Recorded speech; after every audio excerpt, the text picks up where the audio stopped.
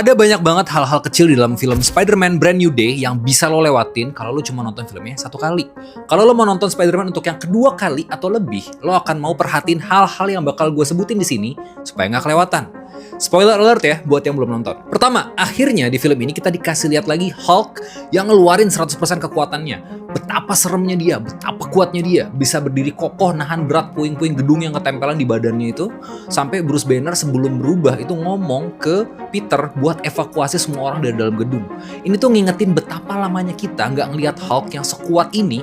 Karena sejak berantem sama Hulkbuster di Age of Ultron, kita tuh cuma ngelihat Hulk yang setengah Hulk, setengah Bruce Banner. Makanya Hulk yang setengah-setengah ini tuh segampang itu dikalahin Thanos di Infinity War. Kedua, masih soal Hulk, waktu dia udah ngalahin Spider-Man di gedung damage control pas Peter bilang, "It's Peter, I'm your friend."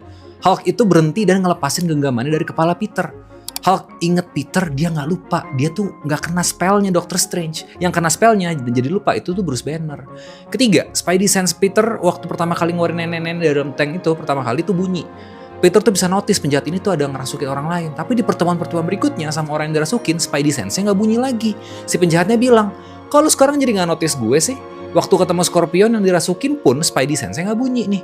Tapi pas di akhir waktu Jean lagi masukin kepalanya Peter, Spidey Sense-nya bunyi lagi dan dengar ada suara tembakannya Frank Castle. Artinya Spidey Sense-nya masih berfungsi dan nggak rusak karena mutasinya.